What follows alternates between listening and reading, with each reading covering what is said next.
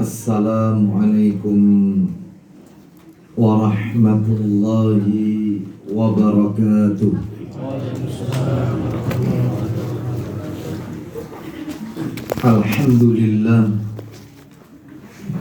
Alhamdulillahi hamdan katsiran tayyiban mubarakan fi kama yuhibbu rabbuna wa yarda. Wa ashhadu an la ilaha illallah wahdahu la syarikalah wa ashhadu anna Muhammadan abduhu wa rasuluh.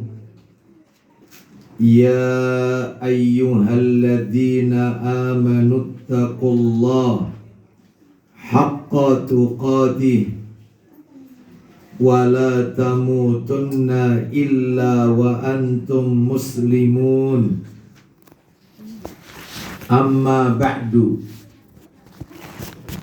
fa inna asdaqal hadisi kitabullah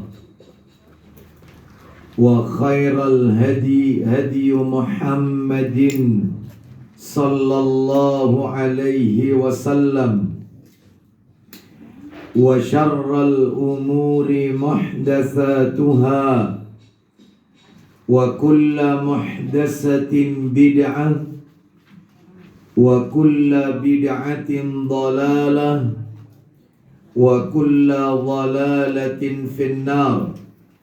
Ikhwan wa akhwati fillah, bapak-bapak, ibu-ibu, kaum muslimin dan muslimah, jamaah majelis taklim Baiti Jannati yang semoga dimuliakan oleh Allah Subhanahu wa ta'ala. Kepada sahibul bait, semoga Allah Subhanahu wa ta'ala melimpahkan karunia rahmat dan barakah pada keluarga dan kediaman beliau. Puji dan syukur tidak henti-hentinya selalu kita panjatkan kepada Allah Rabbul Izzati wal Jalalah atas segala karunia nikmat yang telah Allah berikan kepada kita. Di antara kenikmatan tersebut adalah nikmat sehat, nikmat diberikannya kita kemudahan dan kesempatan untuk talabul ilmi, menuntut ilmu di pagi hari ini. Semoga niat kita, langkah kaki perjalanan kita dari rumah menuju majelis ini semuanya tercatat di sisi Allah sebagai pemberat timbangan amal kebajikan kita kelak di yaumil hisab. Sebagaimana Allah Subhanahu wa ta'ala berfirman di dalam ayatnya, Al-yawma nakhtimu ala afwahihim wa tukallimuna aydihim wa tashhadu arjuluhum bima kanu yaksibun. Surat Yasin ayat 65. Di dalam ayat ini jelas sekali Allah Subhanahu wa ta'ala berfirman, pada hari ini kami tutup mulut manusia. Maksudnya pada hari ini adalah hari kiamat. Satu-satunya anggota tubuh kita yang tidak diberikan kesempatan oleh Allah kelak di hari kiamat untuk berbicara adalah lisan, lidah, mulut. Wa tukallimuna aydihim, dan akan berbicara kepada kami tangan mereka. Wa tashhadu arjuluhum, dan akan memberikan kesaksian kepada kami kaki mereka. Bima kanu yaksibun, atas apa yang dahulu mereka kerjakan. Artinya berdasarkan ayat ini, seluruh alat indera ini akan memberikan kesaksian kepada Allah Azza wa Jalla. Oleh karena itu Bapak Ibu sekalian, jika alat indera yang Allah berikan kepada kita ini kita gunakan dalam rangka ketaatan kepada Allah, mata dipakai untuk melihat tanda-tanda kebesaran Allah, membaca Al-Quran. Telinganya digunakan untuk mendengarkan ayat-ayat Allah, hadis-hadis Nabi, nasihat-nasihat dari para ulama. Lisannya digunakan untuk amar ma'ruf nahi mungkar, menghafalkan ayat-ayat Allah, hadis-hadis Nabi, berzikir kepada Allah. Tangannya digunakan untuk menyantuni yang lemah, kakinya digunakan ke tempat-tempat yang Allah ridha. Maka jika semuanya itu digunakan dalam rangka menggapai ridhonya Allah, amalan-amalan ketaatan, maka akan memperberat timbangan amal kebajikan kita kelak di yaumil qiyamah, dan akan menuntun kita ke surga Allah Azza wa Jalla. Tapi sebaliknya, jika alat indera yang Allah berikan kepada kita ini kita gunakan untuk maksiat, maka tentunya itulah yang akan menyeret manusia ke neraka Allah Azza wa Jalla. Oleh karenanya, maka kita wajib bersyukur. Semua nikmat ini datangnya adalah dari Allah Azza wa Jalla. Wa ma bikum min ni'matin faminallah. Surat An-Nahl. Dan nikmat apa saja yang ada pada dirimu, itu semua datangnya dari Allah Azza wa Jalla. Semoga kita dijadikan oleh Allah hamba-hamba yang pandai bersyukur atas nikmat yang Allah berikan kepada kita. Bapak Ibu kaum muslimin dan muslimah rahimani wa rahimakumullah, pagi hari ini kita akan lanjutkan pembahasan kita. Seperti biasa, kajian kita di Selasa pekan keempat di Majelis Taklim Baiti Jannati. Materinya adalah membahas buku yang ditulis oleh Ustadzuna Ustadz Abu Ubaidah Yusuf bin Mukhtar As-Sidawi hafizahullah ta'ala. Buku yang berjudul Membela Hadis Nabi Sallallahu Alaihi Wasallam. Dan dari sekian beberapa kali pertemuan kita, terakhir pada pertemuan yang lalu, kalau tidak salah Selasa pekan yang kedua ya, menggantikan Ustadz Abu Jundi hafizallahu ta'ala, kita telah menuntaskan hadis yang ke-7. Pembelaan hadis ke-7 itu terakhir dan sudah selesai. Apa itu? Hadis yang berbicara tentang tersihirnya Nabi Sallallahu Alaihi Wasallam. Adapun pagi hari ini kita akan memasuki pembelaan hadis yang ke-8. Pembelaan hadis yang ke-8 tentang apa? Tentang yaitu sesatkah akidah bahwa orang tua Nabi adalah kafir?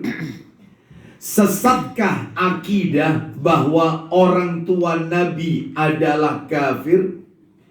Bapak Ibu sekalian rahimani wa rahimakumullah, maksud daripada pembelaan hadis yang ke-8 ini, maksud pertanyaannya adalah, apakah mereka yang memiliki keyakinan orang tua Nabi wafat tidak dalam keadaan muslim itu sesat?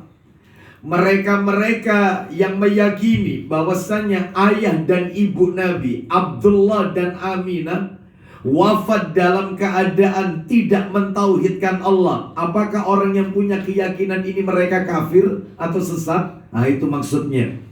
Bapak Ibu sekalian rahimani wa rahimakumullah, sebelum kita bacakan hadisnya, tentunya sebagai kata pengantar muqaddimah, saya tidak bosan-bosan mengingatkan kepada diri saya dan kepada para jamaah tentang perkataan Al-Imam Ibnul Qayyim Al-Jauziyah rahimahullah.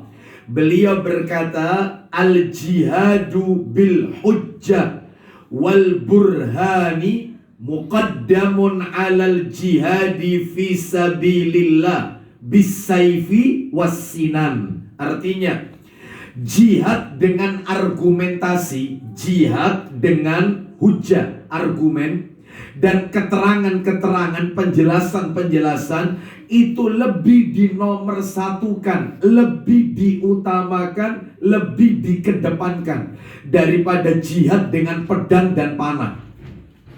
Artinya ketika kita mendengar hadis-hadis Nabi itu dipermasalahkan, hadis-hadis Nabi itu digunjing, hadis-hadis Nabi itu dicibir, hadis-hadis Nabi itu ditolak, maka kita harus tampil ke depan untuk membela hadis Nabi sallallahu alaihi wasallam. Apalagi hadis itu sahih. Apalagi hadis itu sahih. Sebab Bapak Ibu sekalian, yang kita pelajari ini tidak sembarangan. Kita ini sedang belajar sebaik-baik perkataan setelah Al-Quran. Perkataan yang paling baik di muka bumi ini adalah firman Allah yang ada dalam Al-Quran. Yang kedua, ranking 2-nya adalah sabda-sabda Rasulullah Sallallahu Alaihi Wasallam. Sebaik-baik perkataan ini. Oleh karena itu, maka sebagai seorang Muslim yang mengaku cinta kepada Rasulullah Sallallahu Alaihi Wasallam, ya harus tampil ke depan untuk membela hadis Nabi yang sudah mulai dipermasalahkan. Salah satunya adalah hadis tentang wafatnya orang tua Nabi tidak dalam keadaan muslim dan muslimah. Bukan muslim, bukan muslimah. Maka kita harus membela, yaitu mereka-mereka yang menolak hadis ini. Baik Bapak Ibu sekalian, rahimani wa rahimakumullah, kita akan bacakan hadisnya, ya, hadis yang menunjukkan orang tua Nabi itu wafat dalam keadaan tidak mentauhidkan Allah, alias kafir. Baik, mana dalilnya? Saya berikan dua dalil. Ada dua dalil. Dalil yang pertama Bapak Ibu sekalian, dalil yang pertama adalah dalil riwayat Muslim. Nomornya, nomor asli dulu ya. Saya sebutkan nomor asli dulu. Riwayat Muslim dalam Sahih Muslim nomornya 203. Nomor aslinya itu 203. Atau kalau cetakan terjemahannya nomor 162. Nah, nanti dibaca sama Pak Agus. Sahih Muslim aslinya itu nomor 203. Tapi kalau cetakan terjemahan yang kita punya ini kan cetakan terjemahan itu nomor 162. 162. Dan ternyata bisa kita temukan juga dalam riwayat Abu Dawud, dalam Sunan Abu Dawud. Nomornya 4718, 4718. Jadi riwayatnya cuma dua saja, Muslim sama Abu Dawud. Bagaimana bunyinya? Mari silakan Pak Agus dibantu, tafadhal. Yaitu kami bacakan dulu teks Arabnya. Siapkan Sahih Muslim 162. 162 awal-awal 162. Nomor aslinya berapa tadi? 203. Saya bacakan. An Anas bin Malik radhiyallahu anna rajulan qala ya Rasulullah aina abi. Silakan Pak Agus. Dari Anas radhiyallahu anhu, ia berkata, ya, seorang laki-laki bertanya kepada Rasulullah SAW. Apa pertanyaan laki-laki itu kepada baginda Rasul Sallallahu Alaihi Wasallam? Ya Rasulullah, di mana tempat bapakku? Di mana ayahku? Laki-laki ini bertanya kepada Nabi tentang ayahnya itu telah wafat dan kedudukan ayahnya itu nanti di akhirat di mana? Lalu apa jawaban Nabi? Qala finnar. Silakan. Maka jawab Nabi SAW, di neraka. Di neraka ayahmu. Lalu kemudian apa yang terjadi? Falamma qaffa da'ahu faqala inna abi wa abaka finnari. Silakan.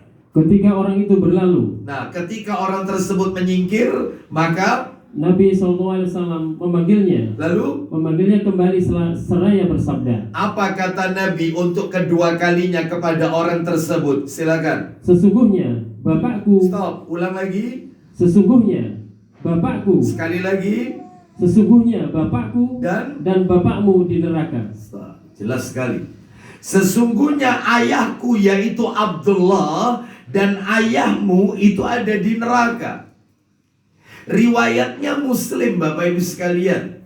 Dan kata para alim ulama, panjenengan kan sudah ngaji sudah lama, yaitu ngikuti kajian ini, pembahasan kitab ini. Kata para alim ulama, kitab terbaik di muka bumi ini, kitab terbaik di muka bumi ini setelah Al-Quran adalah hadis Nabi yang diriwayatkan oleh Bukhari Muslim.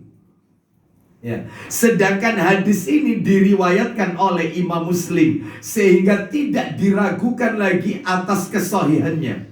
Sampai-sampai katanya para alim ulama, siapa saja yang menolak hadis yang diriwayatkan oleh Imam Bukhari dan Imam Muslim, berarti dia adalah orang yang jahil terhadap hadis, bodoh terhadap hadis. Ini bukan riwayat Ibnu Majah atau Tirmidzi, bukan Bapak Ibu. Ini riwayat Muslim, ya. Jadi kalau hadis itu kalau sudah rawahu Bukhari, rawahu Muslim, sudah di atas kertas pasti sahih sudah. Pasti sahih. Tapi kalau riwayat yang lain, misalnya nih riwayat Ibnu Majah, Sunan Ibnu Majah atau riwayat Abu Dawud, itu masih ada itu. Dhaif Abu Dawud itu masih ada kitabnya. Ada Sahih Abu Dawud, ada Dhaif Abu Dawud, ada Sahih Tirmidzi, ada Dhaif Tirmidzi. Tapi kalau Sahih Bukhari nggak ada, Dhaif Bukhari nggak ada, tidak ada. Di atas kertas kalau sudah Bukhari Muslim pasti sahih. Ya, sepakat seluruh para ulama sepakat. Oleh karena itu maka dalam hal ini tidak perlu ditolak hadis ini, karena jelas Nabi mengatakan sesungguhnya ayahku dan ayahmu di neraka. Nah nanti kita akan jelaskan Nabi kok bisa tahu kalau ayahnya di neraka dan seterusnya. Nanti kita akan bahas nanti ya. Sekarang dalil hadis yang kedua. Hadis kedua. Hadis yang kedua ini ya. Hadis yang kedua. Kita lihat ini. Hadis yang kedua. Hadis yang kedua adalah hadis yang diriwayatkan oleh Imam Muslim. Loh, Imam Muslim lagi. Dalam sahihnya, Sahih Muslim. Nomor aslinya 976. 976 aslinya. Kalau cetakan terjemahannya 924. Nah, 924. Kita dengarkan ini. An Abi Hurairah radhiyallahu an qala zaran Nabi sallallahu alaihi wasallam qabra ummihi fabaka wa abka man haulahu faqala. Silakan. Dari Abu Hurairah radhiyallahu an, ia berkata. Apa kata Abu Hurairah radhiyallahu an? Pada suatu ketika Rasulullah sallallahu alaihi wasallam ziarah ke kubur ibunya. Nabi menziarahi kubur ibunya, Aminah berarti. Lanjut. Lalu beliau menangis. Terus. Maka menangis pula orang yang di sekelilingnya. Baik. Kemudian beliau pun bersabda. Baik. Nabi Sallallahu Alaihi Wasallam menangis.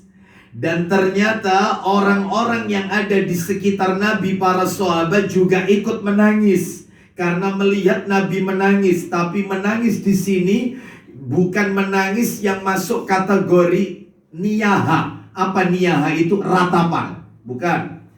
Bukan menangis histeris, menjerit-jerit. Kalau itu niyaha itu ratapan jahiliyah. Itu ya, berteriak ya, atau menangis histeris ya, meraung-raung atau mungkin sampai memukul-mukul badannya, sebagaimana orang-orang Syiah. Ya, setiap tahun sekali mereka melakukan ratapan jahiliyah, yaitu di sebuah tempat namanya Karbala setiap tanggal 10 Muharram sebagai bentuk penyesalan atas kematiannya Husain. Orang Syiah memukul-mukul tubuhnya dengan senjata-senjata tajam sampai berdarah-darah, karena mereka berkeyakinan andai kata mereka mati, maka matinya syahid, sebagai bentuk penyesalan ratapan kepada Husain, cucu Nabi SAW. Baik, jadi ini adalah ratapan jahiliyah. Maka Islam melarang ini. Rasulullah SAW melarang melakukan ratapan jahiliyah. Ya, nanti kita akan sebutkan. Lalu kemudian ketika para sahabat menangis, apa kata Nabi? Ternyata menangisnya Nabi itu bukan lantaran ditinggal wafat oleh ibunya, bukan. Ternyata menangisnya Nabi itu ada sebabnya. Apa sebabnya? Kita dengarkan. Ketika para sahabat bertanya, apa yang membuat Anda menangis wahai Rasulullah? Nabi menjawab, ista'dantu Rabbi fi an astaghfira laha falam yu'dan li. Silakan. Kemudian beliau pun bersabda, Apa isi sabdanya? aku mohon izin kepada Rabbku untuk memintakan ampun bagi ibuku, tetapi tidak diperkenankannya. Saya tadi meminta izin kepada Rabbku, yaitu Allah Azza wa Jalla, untuk memohonkan ampun bagi ibuku, tetapi permohonan itu tidak diterima oleh Allah, ditolak oleh Allah. Jadi Nabi mau memintakan ampun ibunya itu ditolak oleh Allah. Nggak boleh, ditolak. Lu bayangkan. Terus kemudian berikutnya, wasta'dantuhu fi an azura qabraha fa'udhina li. Silakan. Kemudian kumohonkan izin untuk menziarahi kuburnya, maka diperkenankannya bagiku. Lalu kemudian aku minta izin lagi kepada Allah untuk mengunjungi kubur ibuku. Lu berarti kalau gitu Ustadz, hukumnya mengunjungi ziarah ke kuburan non muslim, kuburan orang kafir itu boleh. Kita dengarkan ya jalan ceritanya, nanti saya jelaskan. Saya meminta izin kepada Rabbku, yaitu Allah Azza wa Jalla, untuk menziarahi kubur ibuku. Kemudian lanjutkan. Maka diperkenankannya bagiku. Kemudian Allah memberiku izin, diperbolehkan. Terus tujuannya apa kalau begitu? Menziarahi kubur ibunya yang mendoakan ampunan nggak boleh, didoakan ampunan. Allahumma firlaha warhamha, nggak boleh. Ya. Tetapi ketika Nabi meminta, kalau begitu perkenankan aku untuk menziarahi kubur ibuku, maka Allah memperkenankan. Tujuannya untuk apa berarti? Ternyata tujuannya bukan untuk mendoakan ampunan ibunya. Ziarahnya Nabi ke makam ibunya, tujuannya adalah fazurul kubura fa innaha tudzakirul mauta. Silakan. Karena itu pergilah kalian ke kuburan. Kenapa? Karena hal itu akan mengingatkan kalian kepada maut. Nah, mengingatkan kalian kepada kematian. Baik Bapak Ibu sekalian, hadis ini dua-duanya diriwayatkan oleh Imam Muslim.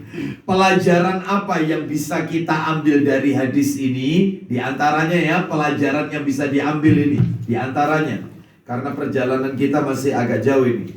Perjalanan yang bisa kita ambil yang pertama adalah, yang pertama ini ya, pelajaran yang pertama, bahwasannya Rasulullah Sallallahu Alaihi Wasallam tidak mungkin berbicara perkara gaib.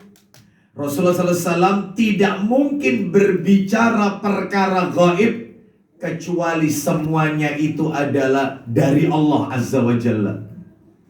Dari Allah. Rasulullah SAW tidak mungkin berbicara perkara gaib kecuali semua itu dari Allah Azza wa Jalla. Lu maksudnya apa? Pak, Bu, mudah-mudahan panjenengan masih ingat hadis yang pertama tadi, pertanyaan seorang tadi yang dia menanyakan di mana bapakku. Lalu Nabi mengatakan bapakmu di neraka. Lalu ketika orang itu menyingkir dipanggil lagi oleh Nabi. Lalu Nabi berkata sesungguhnya bapakku dan bapakmu di neraka. Berarti orang ini bertanya tentang sesuatu perkara gaib. Surga, neraka, ini gaib. Yang tidak bisa ditangkap oleh indera, tidak bisa ditangkap oleh logika. Dan Nabi mengatakan bapakmu di neraka. Kok bisa tahu Nabi tentang perkara gaib, yaitu neraka? Ya semuanya karena dari Allah Azza wa Jalla. Mana dalilnya? Nabi tidak mungkin yaitu berdusta atas nama Allah. Tidak mungkin Nabi berani mengucapkan perkara gaib kecuali itu info dari Allah Azza wa Jalla. Mana dalilnya? Coba dibuka surat nomor 6 Al-An'am. Suratnya nomor 6 Al-An'am, kita dengarkan Al-An'am Surat nomor 6 ya.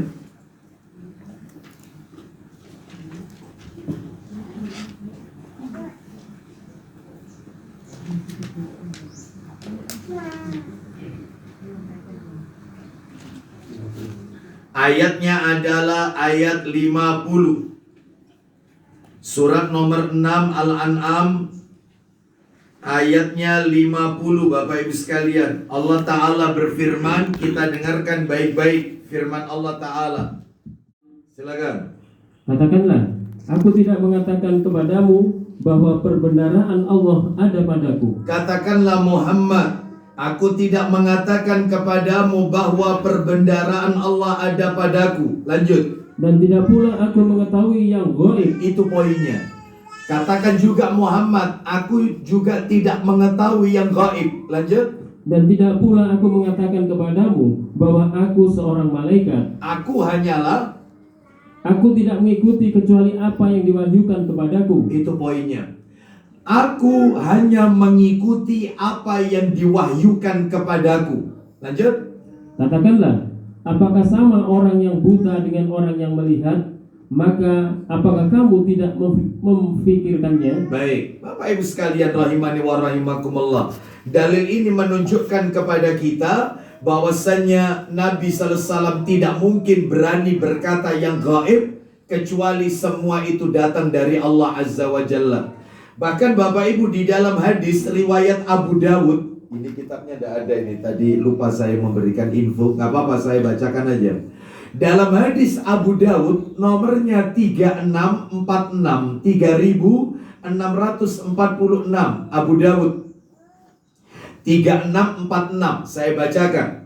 Dari Abdullah bin Amr radhiyallahu anhuma, ia berkata, saya langsung terjemahkan aja ya. Aku menulis segala sesuatu yang aku dengar dari Rasulullah sallallahu alaihi wasallam agar aku bisa menghafalnya. Jadi rupanya Abdullah bin Amr ini adalah juru tulisnya Rasul sallallahu alaihi wasallam. Ya, juru tulisnya. Kemudian orang-orang Quraisy, nah ini ngasih syubhat. Orang-orang Quraisy melarangku dan mereka berkata kepadaku. Lihat perkataannya orang Quraisy, ngasih syubhat kepada Abdullah bin Amr. Apa kata mereka? Apakah engkau akan menulis segala sesuatu yang engkau dengar dari Rasulullah? Sementara Rasulullah itu manusia biasa yang bisa jadi ketika berkata dalam keadaan marah, bisa jadi berkata dalam keadaan senang. Masa semua ditulis? Masa semua harus ditulis? Bukankah dia manusia biasa? Ya. Lalu kemudian apa yang dikatakan oleh Abdullah bin Amr radhiyallahu anhu? Aku pun tidak menulis lagi. Ya. Terus kemudian hal itu aku laporkan kepada Rasulullah sallallahu alaihi wasallam. Lalu Nabi memberikan isyarat dengan jarinya yang diletakkan ke mulut beliau sendiri. Jadi jarinya diangkat, diletakkan ke mulut beliau sambil Nabi berkata, "Uktub, tulislah. Fawalladzi nafsi biyadi, demi jiwaku yang berada di genggaman Allah. Ma yakhruju minhu ilal haq, tidaklah satu pun keluar dari mulutku ini kecuali pasti benar." Tulis, tetap tulis.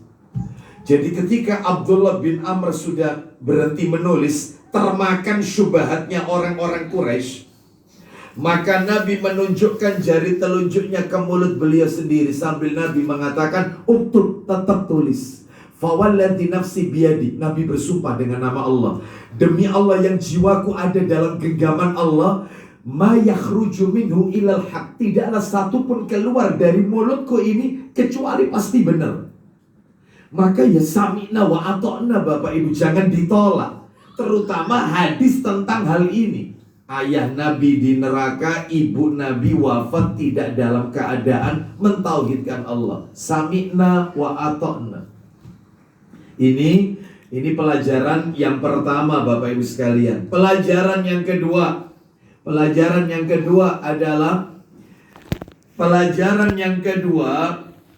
yaitu disunnahkan untuk ziarah kubur. Disunnahkan untuk ziarah kubur. Sunnah. Ziarah kubur ini hukumnya sunnah, tidak wajib. Ya. Sunnah yang ditekankan Bapak Ibu sekalian. Ya. Mana dalilnya kalau ziarah kubur ini hukumnya adalah sunnah? Banyak. Di antaranya adalah, tolong dibuka kitab Sahih Targhib wa Tarhib. Hadisnya jilid 6 ya. Sahih Targhib wa Tarhib nomornya 3543. Setelah itu jangan ditutup karena nomornya nanti berdekatan.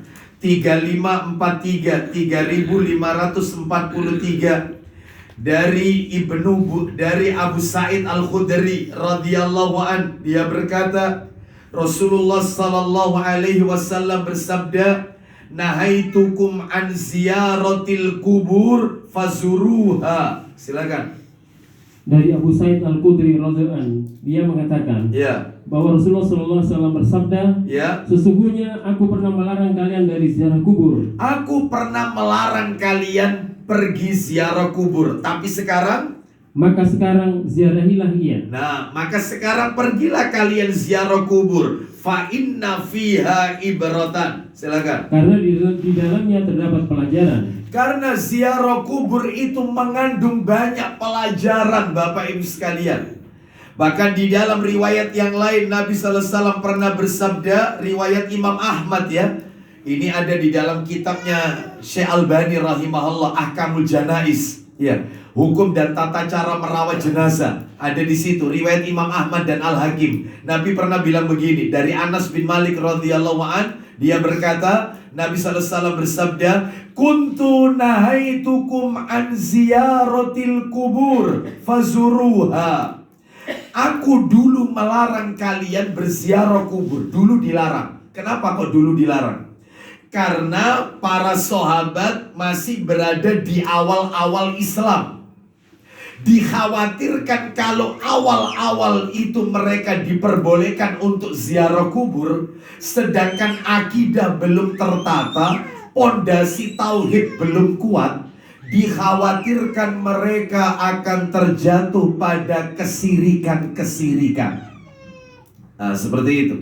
Sehingga ketika tauhid mereka sudah tertata dengan mapan, maka Nabi mengatakan, pergilah kalian sekarang ziarah kubur.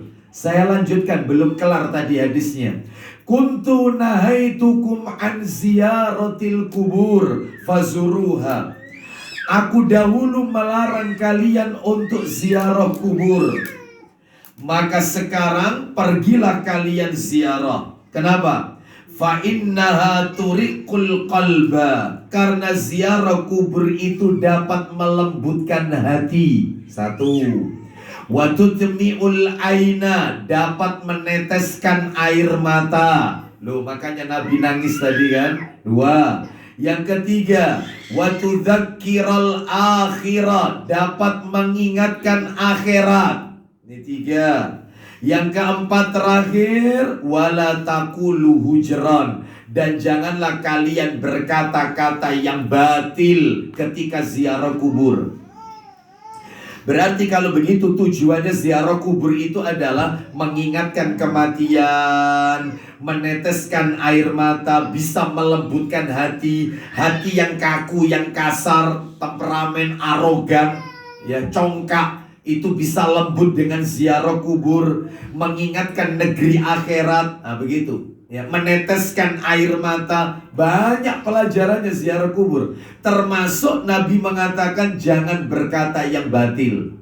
Maksudnya berkata yang batil, jangan berbicara perkara-perkara duniawi di kuburan. Jangan. Jadi kalau kita ngantarkan jenazah ke kuburan, maka ketika di sana menunggu tukang gali kuburnya belum kelar menggali kubur, maka tolong kalau bicaralah yang bermanfaat, yang mengingatkan kita tentang akhirat atau menambah keimanan kita. Misalnya pembicaraan, ya Allah Pak, kalau lihat sudah seperti ini, Masya Allah, anak ditinggal, istri ditinggal, suami ditinggal, rumah mewah ditinggal, kendaraan ditinggal, dia sendirian di dalam kubur, tidak ada yang menemani. Kita ini ya bakalnya kayak begini Pak. Lah yang seperti ini boleh untuk menambah keimanan dan ingat akhirat, ingat kematian. Lah ini tidak. Waktunya nunggu tukang gali kubur belum kelar, yang diomongkan itu, ya apa prosesi sambu? Lah apa bahas sambu? Bahas sambu di kuburan. Buat apa? Biarkan sudah. Ya, seperti itu. Ngapain Anda ribut sama sambu? Ya, nggak usah. Ya, sudah pasti banyak pelajaran yang belum kita paham dari Islam ini kan gitu ya. Masih banyak ayat Quran yang belum kita hafal. Ya, ngapain waktu kita dihabiskan untuk nonton acara-acara seperti ini? Serahkan semua sama Allah Azza wa Jalla. Baik, Bapak Ibu sekalian rahimani wa rahimakumullah. Nanti di kuburan bahas mabengi Real Madrid ambil anu piro-piro. Bahas masalah bola, salah. Ya, bahas masalah ekonomi di negeri kita sambil nunggu tukang gali kubur, salah. Terus kalau gitu selain itu apa lagi Ustaz? Pembicaraan. Selain itu yang paling bermanfaat adalah bicarakan kebaikannya mayit. Bicarakan kebaikannya mayit, sampaikan, bicarakan. Misalnya nih, sambil menunggu tukang gali kubur atau mungkin jenazahnya sudah dimasukkan, tinggal tanahnya diuruk. Kita sampaikan, orang ini orang baik Pak, baik ini. Orang ini tidak pernah absen di masjid Muhajirin, nggak pernah absen. Bahkan kalau Ramadan dia orang yang paling banyak menyumbang masjid. Bahkan kalau waktunya buka puasa dia sering kali. Bahkan kalau Qiyamul Lail itu Ramadan 10 hari iktikaf di masjid. Masya Allah orang baik orang ini. Maka dengan kita sering mengingat-ingat kebaikan mayit, malaikat mengaminkan ucapan kita Bapak Ibu. Lah ini tidak yang dibicarakan, wong iki wis karu-karuan gitu. Wis alhamdulillah mati wis. Astagfirullah, ya penyakitnya hilang penyakitnya. Wis celeren bisa. Nggak usah. Ngapain membicarakan aibnya mayit? Karena dia sudah berhadapan dengan satu alam yang kekal dan abadi. Berhadapan dengan dunia, berhadapan dengan akhirat. Nggak usah dibicarakan lagi aibnya. Dia akan berhadapan dengan malaikat-malaikat Allah penanya kubur dan berhadapan dengan alam akhirat. Selesai. Bicarakan aja yang baik-baik. Mana dalilnya? Coba dibuka. Dalilnya dibuka, yaitu Sahih Muslim. Nah, tambahkan ini dalil. Sahih Muslim nomornya 866. 866. Muslim 866. Ketemu ya? 866. Coba. Silakan. Silakan. Dari Ummu Salamah radhiyallahu anha, ia berkata. Iya, istri Nabi sallallahu alaihi wasallam itu Ummu Salamah. Lanjut. Bahwa Rasulullah sallallahu alaihi wasallam bersabda. Apa isi sabdanya? Apabila kamu menengok orang sakit atau orang meninggal. Apabila kamu menengok orang sakit atau takziah kepada orang yang wafat, keluarganya, lanjut. Maka ucapkanlah ucapan doa yang baik. Kenapa? Karena malaikat mengaminkan ucapan kamu itu. Tuh, malaikat mengaminkan ucapanmu tersebut. Gak usah ngomong yang buruk-buruk, gak usah, yang baik-baik aja. Lah ini tidak, rata-rata kalau saya perhatikan, kalau orang takziah itu, kadang-kadang takziah, terutama ibu-ibu ini, terutama kadang-kadang minta cerita. Ya pokoknya iso mati ku ya. Bayangkan. Orang ini awalnya itu sedihnya berkurang, malah tambah sedih. Nanti orang ini pergi, yang takziah datang lagi petakziah yang satunya lagi. Kemarin itu ketemu saya loh kemarin itu. Ya apa kok bisa mati itu ya apa? Cerita lagi. Kemarin itu gini, ada apa-apa sih sebenarnya sudah diceritai, datang lagi petakziah. Ya, berapa hari di rumah sakitnya? Mestinya orang takziah itu nggak usah tanya gimana matinya, di rumah sakit berapa hari, sakitnya apa, nggak usah. Mestinya dihibur, yang sabar. Ya, orang itu kalau Anda ini sedang naik kelas derajatnya diangkat oleh Allah. Mudah-mudahan jenazahnya itu diampuni gitu ya. Terus memberikan sesuatu, entah makanan atau apa yang bisa meringankan sohibul musibah. Mestinya begitu, supaya dia dalam beberapa hari kena musibah ini, yaitu tidak repot dengan yaitu memberikan makan kepada anaknya, keluarganya dan seterusnya. Semestinya seperti itu. Makanya saya sarankan orang yang kena musibah seperti ini, tolong direkam dulu aja, direkam di kaset. Ya, misalnya nih suaminya yang wafat, suami saya meninggal tanggal sekian dikarenakan ini, sempat saya bawa ke rumah sakit atau bikin macam-macam lah. Sudah. Nanti kalau ada takziah, ya mana kok mati rumah lagi. Nanti datang lagi tinggalannya lagi diputar. Rumah lagi. Kok aneh gitu loh, heran kok tanya. Ya, yo opo kok iso mati loh. Banyak gak ya model kayak gitu? Ya, iya. Padahal tujuannya takziah itu adalah untuk menghibur. Ya, baik, kita lanjutkan. Sekarang, ya, saya akan tunjukkan beberapa dalil. Kan tadi nomor 2, pelajaran nomor 2, disunahkan ziarah kubur. Saya tunjukkan lagi dalil yang lain. Ziarah kubur itu boleh. Sunnah ya. Tolong dibuka, ziarah kubur itu sunnah untuk laki-laki maupun untuk wanita. Sunnah, wanita juga disunahkan ziarah kubur. Di mana dalilnya? Ayo coba dibuka dalilnya, yaitu di dalam Sahih Muslim nomor 874. Muslim 874. Sahih Muslim 874. Sahih Muslim nomor 874. Coba dibaca, silakan. Iya, dari Anas ya, radhiyallahu anhu. Silakan. Dari Anas bin Malik radhiyallahu anhu, ia berkata, bahwa Rasulullah SAW mendatangi seorang wanita yang sedang menangisi bayinya yang telah meninggal. Jadi Nabi mendatangi seorang wanita, yang wanita ini menangisi bayinya yang telah wafat, dan wanita ini di kuburan. Ceritanya ini, lanjut teruskan. Lalu beliau bersabda kepadanya. Nah, Nabi berkata kepada wanita ini dari arah belakang. Wanita ini nggak tahu kalau di belakangnya itu Rasulullah. Wanita ini ziarah kubur, Nabi di belakangnya wanita ini. Apa kata Nabi? Bertakwalah kepada Allah dan sabarlah Anda. Bertakwa kepada Allah, sabarlah Anda. Wanita ini nggak paham kalau yang ngomong itu Nabi. Kata wanita ini, enak ngomong itu. Iya, enak ngomong itu. Ya, itu katanya. Lanjut teruskan. Jawab wanita itu, Anda tidak merasakan bagaimana pedihnya musibah yang kuderita ini. Anda itu tidak merasakan apa yang aku rasakan. Enak ngomong itu. Lah dia tidak tahu kalau yang di belakangnya itu Rasulullah. Lanjut teruskan. Setelah beliau berlalu, dikatakan orang kepada wanita itu bahwa yang bicara kepadanya tadi itu adalah Rasulullah SAW. Yang ngomong tadi itu Rasulullah. Maka dia ketakutan langsung menuju ke rumahnya Nabi SAW. Lanjut. Mendengar hal itu, wanita tersebut setengah mati atau ketakutan. Terus, lalu dia pergi menemui Rasulullah SAW. Ternyata pintu di depan rumah tidak dijaga. Silakan. Didapatinya, pintu rumah beliau tidak dijaga atau dikawal. Terus, lalu dia masuk. Langsung masuk. Lanjut. Ia berkata, tadi aku tidak mengenal Anda ya Rasulullah. Terus, maafkanlah saya. Maafkan saya wahai Rasulullah. Saya tidak tahu kalau yang bicara itu Anda wahai Rasulullah. Lanjut teruskan. Rasulullah SAW pun bersabda, sesungguhnya kesabaran yang sempurna ialah pada pukulan pertama. Nah, sabar yang pahalanya besar itu pada saat menerima berita pertama, pukulan pertama. Jadi begitu kita menerima berita, telepon berdering, kita angkat. Selamat pagi, selamat pagi. Iya, kami dari ini mengabarkan keluarga Anda yang bernama ini benar saat ini sedang mengalami musibah, kecelakaan dan dikabarkan meninggal. Langsung kita ucapkan innalillahi wa inna ilaihi rajiun.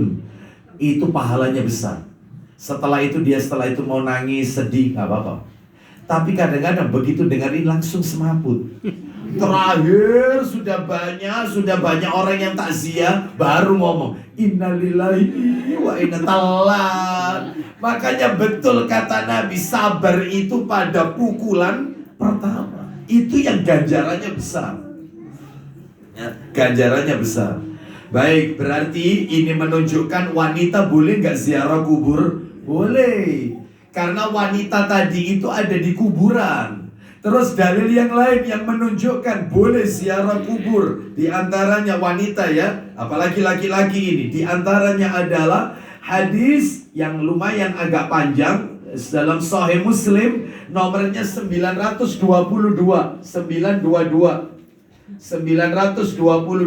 Nah, silakan. Nah, Bapak Pak Agus dibaca ya. 922. Silakan. Ya. Dari Muhammad bin Qais bin Makromah bin Muttalib, bahwa pada suatu hari dia berkata, Ya. sukakah kamu kuceritakan padamu suatu peristiwa mengenai diriku dan ibuku Aisyah? Terus. Kami sangka ibu yang melahirkannya, katanya.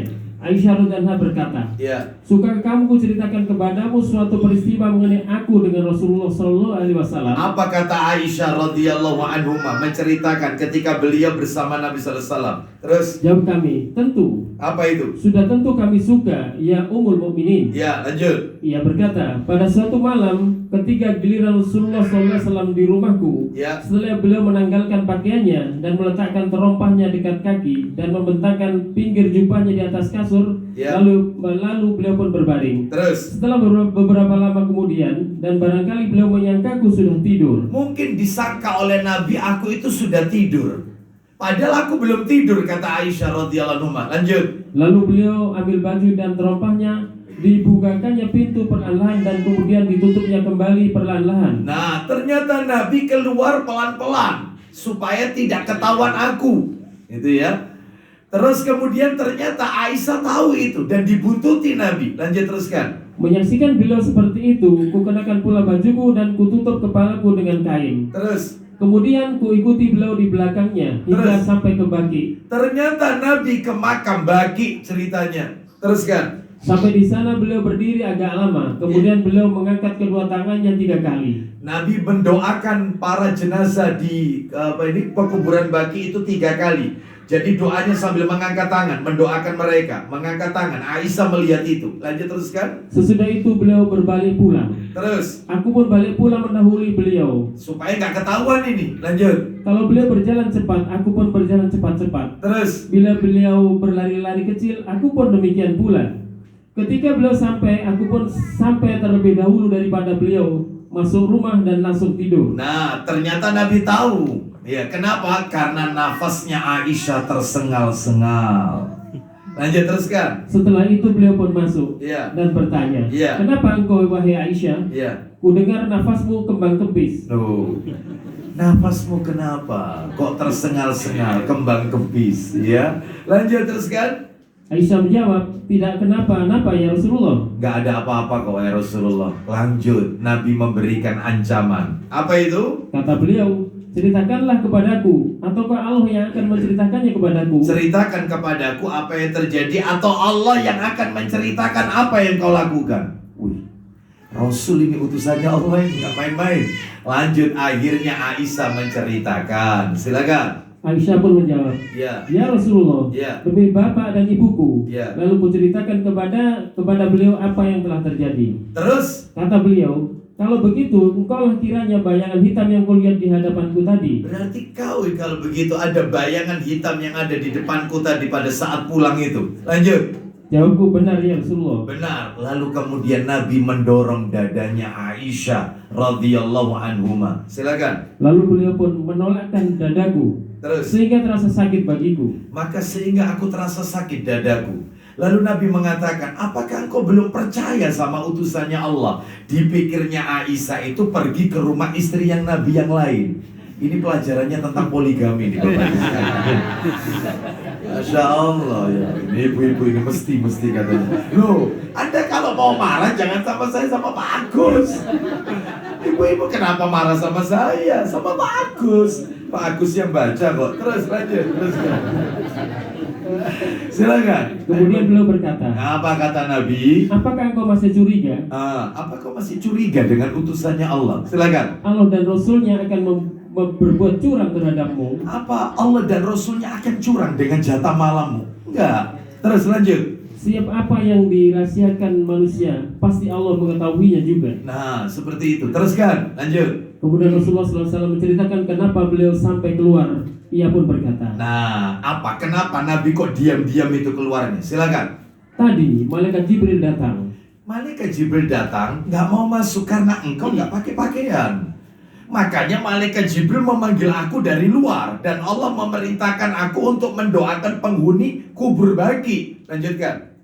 Tetapi karena dia melihat ada engkau, Dia memanggilku perlahan sehingga tidak terdengar olehmu. Terus. Aku menjawab panggilannya tanpa terdengar pula olehmu. Terus. Dia tidak masuk ke rumah karena engkau telah meninggalkan pakaianmu. Nah, terus. Dan aku mengira engkau sudah tidur. Tak pikir kau ini sudah tidur. Ya, lanjut terus. Karena itu aku segan membangunkanmu. Terus. Khawatir engkau akan merasa sepi. Jibril berkata kepadaku, Ya. Allah merintahkan supaya Anda datang ke Baqi.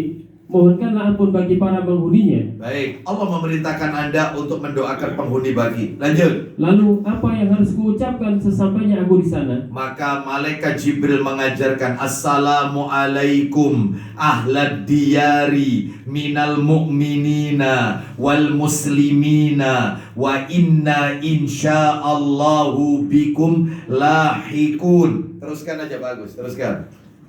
Lalu apa yang harus kuucapkan sesampainya aku di sana? Ya. Tanya Rasulullah SAW kepada Jibril. Ya. Maka malaikat Jibril pun mengucapkan, Ya. Assalamu ala ahli diyar Ya, minal boleh. mu'minina wal muslimin. Ya. Wa yarhamullahul mustaqdimin Ya. minal wal mustakhirin. Ya. Wa inna insyaallahu bikum lahikun. Itu versi lain. Lanjutkan. Sudah. Lalu kemudian masih ada lagi, yaitu lanjutannya. Maka Nabi SAW memerintahkan Aisyah untuk pergi ke pekuburan Baqi. Kalau begitu aku perintahkan kau sekarang untuk pergi ke kubur Baqi, doakan mereka. Ini menunjukkan wanita boleh ziarah kubur. Boleh, hukumnya sunnah. Hanya saja ada catatannya untuk wanita, tidak diperbolehkan terlalu sering. Nah, boleh. Mana dalilnya wanita nggak boleh sering-sering ziarah kubur? Dalilnya adalah, silakan dibuka Sahih Targhib wa Tarhib nomor 3545, 3545.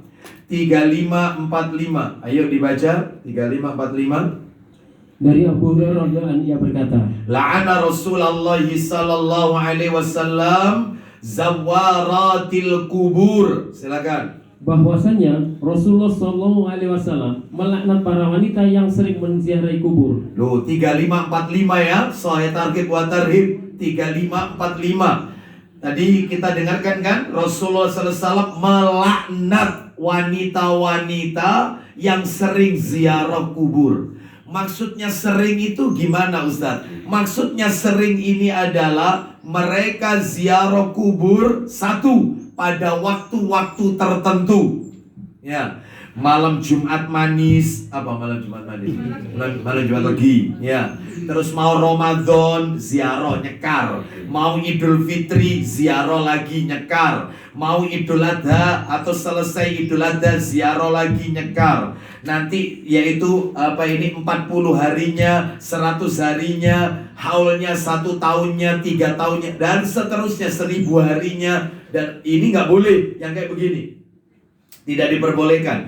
Atau bisa jadi mereka terlalu mondar-mandir, yaitu ke kuburan sampai berhari-hari, yaitu yang disebut dengan wisata religius. Ya, kalau memang tujuannya ziarah kubur, panjenengan sudah catat tadi. Kalau memang tujuannya ziarah kubur itu hanya sekadar mengingat akhirat, mengingat kematian, mendoakan mayit, melembutkan hati, meneteskan air mata, maka ngapain sampai berhari-hari ziarah kubur? Selfie katanya ya. Sampai keliling dari kuburan satu ke kuburan yang satu. Kalau wali 5 mungkin sehari tuntas, wali 5. Tapi kalau sampai wali songo ya berapa hari biasa? Seminggu ya? Semingguan. Iya, kan sampai Jakarta ya. Loh, seperti itu. Kalau memang tujuannya, ketika kita tanyakan kepada mereka, kuburan di sekitar kita ini bisa kita jadikan sebagai tempat ingat akhirat, ingat kematian. Kalau ingin mendoakan mereka, orang-orang soleh yang telah berjasa, yang disebut yaitu para wali, maka cukup doa kita di rumah, Allah mendengar. Allah mendengar semua doa-doa hamba-hambanya. Pasti ujung-ujungnya adalah, lah ini. Makanya betul katanya para alim ulama, orang ziarah kubur itu tipenya ada 3. Ada 3 golongan manusia, orang ziarah. Yang pertama, ada tipe golongan manusia ketika ziarah, tujuannya adalah ingat mati, ingat akhirat, untuk melembutkan hati dan mendoakan mayit. Ini bagus. Ini tipe-tipe golongan yang bagus ini. Tujuannya adalah untuk mengingat kematian. Nah, yang kedua, ada tipe golongan manusia yang ketika ziarah kubur, mereka meremehkan ziarah kubur. Meremehkan. Maksudnya apa? Jadi mereka kenal kuburan kalau ada yang wafat saja. Kalau nggak ada yang wafat, mereka nggak ziarah. Jadi kalau ada karib kerabat keluarganya, tetangganya yang wafat, baru nyelawat takziah ke kuburan. Baru. Kalau nggak ada yang wafat, maka dia nggak ke kuburan. Lah sikap ini meremehkan. Nggak boleh. Jadi meskipun ada orang mati, tidak ada orang mati, kita boleh ziarah itu. Dalam rangka apa? Untuk menjadi rem. Rem apa? Rem dari maksiat yang kita lakukan. Supaya tidak terus-terusan maksiat. Lihat kuburan. Ya Allah, aku bakal kayak ngono nanti. Meskipun tidak ada yang meninggal. Lah itu sikap yang benar. Nah ini tidak. Dia ke kuburannya kalau ada yang wafat saja. Lah yang nomor 3, na'udzubillah. Kelompok nomor 3 ini. Tipe yang ketiga adalah mereka berlebih-lebihan dalam ziarah kubur. Sampai pada tingkat mengkultuskan kuburan. Contohnya ya apa? Mengkultuskan kuburan. Sampai pada tingkat keyakinan orang soleh yang telah wafat tersebut bisa mendatangkan manfaat dan menolak mudarat. Makanya jangan heran Bapak Ibu, kalau ada kuburan-kuburan itu waktu-waktu tertentu ramai dikunjungi orang. Banyak. Tujuannya apa? Ngalap berkah kepada orang soleh yang telah mati tersebut. Dimintai jodoh, dimintai pekerjaan, dimintai keturunan. Duh, bayangkan, terakhir dimintai sehat. Padahal orang itu wafat ya karena sakit juga. Yang wafat itu, orang itu wafatnya karena sakit, dimintai sehat. Bayangkan. Sedangkan orang mati tidak mendengar suara yang ada di atas kubur. Orang mati itu hanya bisa mendengar suara yang ada di atas kubur cuma 2 keadaan. Hanya dua, tidak lebih dari 2. Yang pertama, saat pertama kali dia diletakkan ke dalam lahat, maka dia bisa mendengar derap kaki orang yang ngantarkan dia. Dengar, mayat muslim maupun kafir, yaitu dengar. Ya dengar, suara derap kaki orang yang ngantarkan dia. Dengar. Yang kedua adalah apabila ada orang yang menziarahi kuburnya lalu menyampaikan salam. Assalamualaikum ahlad diyari. Katanya para alim ulama, kalau kita mengucapkan salam assalamualaikum berarti butuh jawaban waalaikumsalam. Makanya di dalam tafsir Ibnu Katsir dikatakan orang yang mati itu kalau orang soleh maka dia jawab waalaikumsalam. Bahkan bukan sekedar jawab. Merinding saya. Bukan hanya sekedar jawab, dia pun tahu yang nyampaikan salam itu anaknya, istrinya, suaminya, tahu. Allah tunjukkan, tahu. Senang dia didatangi. Senang kalau orang soleh. Tetapi kalau orangnya itu bukan orang soleh, ya, maka dia tidak mendengar selamanya sampai nanti yaumul akhir. Kenapa? Karena dia disibukkan dengan azab dan azab. Nah, dengar sama sekali. Saya tunjukkan Bapak Ibu, orang kalau mati itu, maka dia kepingin punya keinginan untuk ketemu sama keluarganya. Tak tunjukkan dalil. Coba dibuka dalilnya sebentar. Surat Yasin. Surat Yasin ada kok. Di surat Yasin ada. Surat nomor 36. Yasin 36 ya. Ayatnya Bapak Ibu sebentar. Ayatnya itu ayat 26 dan 27. Begini, insya Allah banyak yang hafal ya. Surat Yasin ayat 26, 27. Silakan, apa kata mereka, angan-angan mereka yang telah tiada, keinginan mereka orang-orang yang telah wafat. Dari kalangan orang-orang soleh loh ini, orang-orang soleh. Silakan Pak Agus. Dikatakan kepadanya, ya, masuklah ke surga. Ia berkata, ya, alangkah baiknya sekiranya kaumku mengetahui. Loh, coba. Jadi ketika dia diperintahkan oleh Allah, masuklah kamu ke surga. Lalu dia berkata, alangkah baiknya, itu dalam tafsir Mukatsir dikatakan, apa tidak sebaiknya keluargaku tahu kalau aku di sini enak, nggak usah nangis, nggak usah sedih. Aku di sini mendapatkan nikmat dari Allah, yaitu kenikmatan di dalam kubur, nikmat kubur. Karena disebutkan, yaitu panjang sebenarnya hadisnya, orang itu kalau soleh, maka kuburannya itu dilebarkan sepanjang 35 hasta. 35 hasta. Terus kemudian pintu surga sudah dibuka, sehingga dia sudah bisa mencium aroma wanginya surga. Sekalipun belum kiamat, dia sudah bisa mencium aroma wanginya surga. Seperti itu. Makanya dia minta sama Allah, apa ndak sebaiknya keluargaku tahu kalau aku di sini enak, nggak usah kepikiran, nggak usah nangis, nggak usah sedih. Terus apa katanya Allah berikutnya? Teruskan. Apa yang menyebabkan Robku memberi ampun kepadaku? Nah itu katanya si mayit. Apa yang menyebabkan Robku, yaitu Allah, mengampuni aku? Apa tidak ada orang yang ngabarkan kepada keluargaku kalau aku ini sudah diampuni dosaku oleh Allah? Sampai seperti itu. Mereka kepingin ketemu keluarganya, Bapak Ibu sekalian. Terus lanjut. Dan menjadikan aku termasuk orang-orang yang dimuliakan. Nah, coba tambahkan lagi. Tambahkan lagi dalil sahih targhib wa tarhib ini. 3559. 3559. 3559. Sahih targhib wa tarhib 3559. Ya, nah dikit lagi. Nah itu. Berarti terjemahannya di sini. Ya betul. Ya silakan. Dari mana hadisnya itu? 3559. Silakan. Dari Abu Hurairah dan dari Nabi SAW beliau pun bersabda. Apa isi sabdanya? Kita dengarkan baik-baik. Sesungguhnya apabila seorang mukmin akan dicabut ruhnya. Apabila orang mukmin mau meninggal, dicabut ruhnya, terus dia didatangi oleh malaikat rahmat membawa kain sutra yang putih, terus dan bersih. Lanjut. Para malaikat mengatakan, apa kata para malaikat? Keluarlah menuju rahmat Allah. Baik, terus maka roh itu pun keluar bagaikan minyak kasturi yang paling wangi, hingga sebagian dari mereka saling memberikan kepada yang lain. Baik, ada hadis yang lain Bapak Ibu, satu nomor sebelum ini yang lebih rinci. Yang datang pertama kali itu pembantu-pembantunya malakul maut. Mereka mencabut nyawa seseorang mulai dari telapak kaki ke lutut, lutut ke pinggul, pinggul ke dada, dada sampai kerongkongan.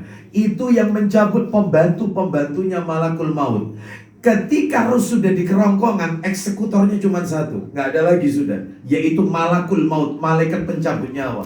Makanya sakitnya ruh itu ketika keluar saat ruh itu berada di kerongkongan. Nah seperti itu Bapak Ibu sekalian. Nah ini tadi disebutkan, mereka para malaikat berkata, keluarlah engkau, dan seterusnya. Berarti para pembantu-pembantunya malakul maut. Lanjut teruskan, jalan cerita berikutnya. Lalu mereka menciumnya sehingga mereka tiba di pintu langit. Nah terus, mereka penghuni langit pun mengatakan, berarti langit itu punya pintu, Ustaz. Ya, makanya Allah berfirman surat An-Naba, wa futihatis sama'u fakanat abwaba. Apabila pintu-pintu langit sudah dibuka, berarti langit itu punya pintu, Bapak Ibu sekalian. Saya punya judul kajian, kalau nggak salah saya sampaikan di beberapa khutbah Jumat, saat terbukanya pintu langit dan terkabulnya doa. Jadi kalau nggak salah ada 13 keadaan di mana pintu langit dibuka dan kesempatan doa terkabul itu besar. Kesempatan doa terkabul itu besar. Ya, ada 13 keadaan. Insya Allah lain kesempatan aja. Lanjutkan Pak Agus. Ketika pintu langit terbuka, lanjut.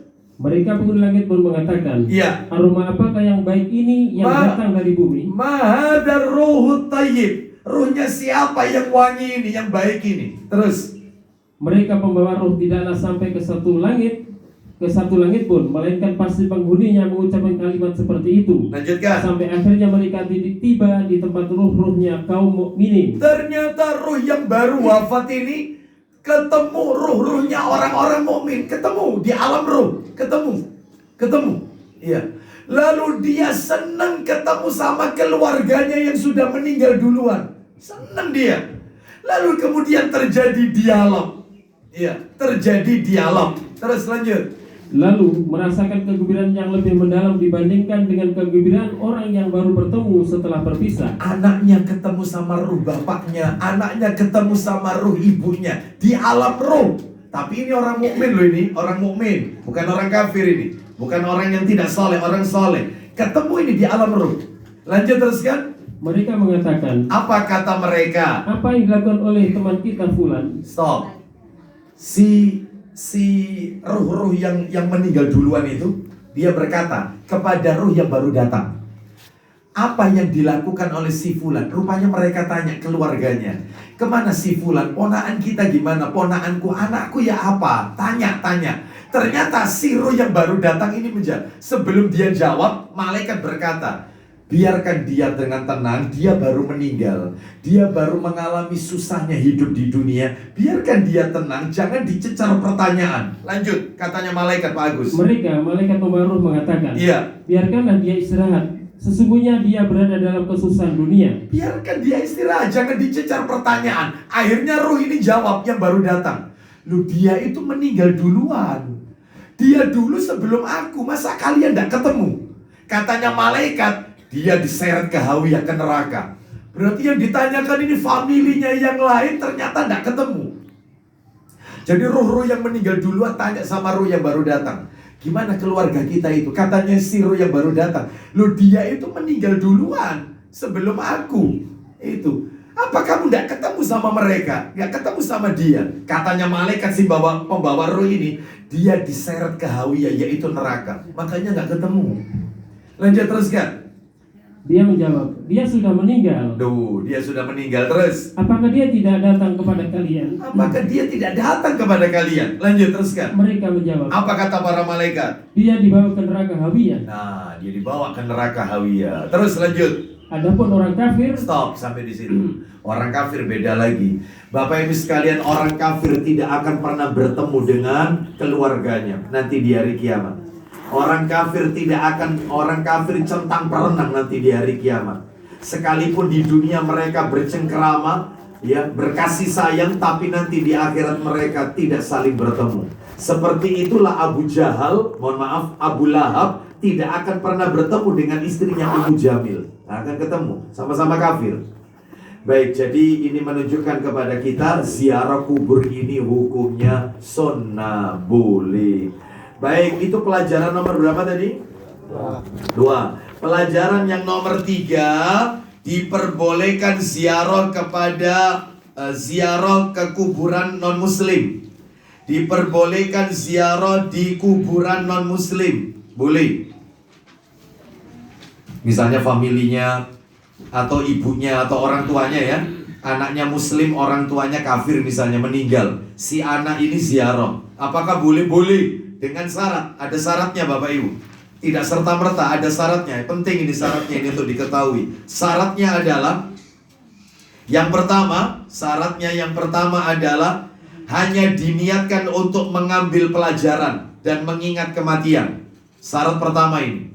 Diniatkan untuk mengambil pelajaran dan mengingat kematian. Sebagaimana yang tadi Nabi menziarah ibunya tadi, Aminah. Kan Nabi bilang, beliau ingin memohonkan ampun, ditolak sama Allah, tidak diizinkan. Izin yang kedua supaya menziarahi kubur ibunya diizinkan, ya. Lalu Nabi mengatakan tujuannya untuk mengingat kematian. Boleh ini. Diniatkan mengambil pelajaran dan mengingat kematian. Nomor dua, tidak boleh mendoakan ampunan bagi orang kafir, nggak boleh. Mendoakan ampunan bagi orang kafir, nggak boleh. Tidak diperbolehkan, meskipun itu karib kerabatnya sendiri. Dalilnya di mana? Dalilnya ada di surat At-Taubah ayat 113. At-Taubah ayat 113. Dalilnya itu nanti dibaca sendiri. Yang nomor 3, nah ini yang horornya di sini horornya. Yang nomor 3 adalah berikan kabar gembira kepada mereka dengan neraka. Berikan kabar gembira kepada mereka dengan neraka. Loh, jadi kita itu kalau melewati kuburan Cina, kuburan orang-orang kafir, itu boleh kita mengatakan kepada mereka, iya, dengan mengatakan, yaitu selamat, kalian telah mendapatkan apa yang sudah Allah janjikan untuk kalian, yaitu azab. Boleh. Nabi yang menyuruh, berikan kabar gembira kepada mereka dengan neraka. Mana dalilnya? Dalilnya di dalam kitab Silsilah Hadis Sahih.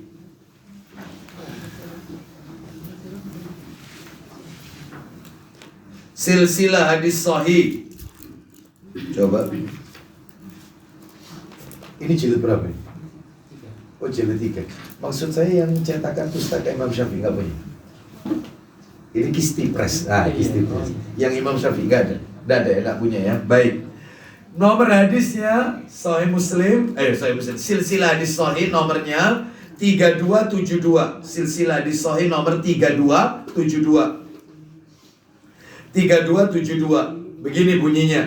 Perhatikan baik-baik riwayat At-Tabrani. Nabi bersabda, "Haitsuma mararta biqabrin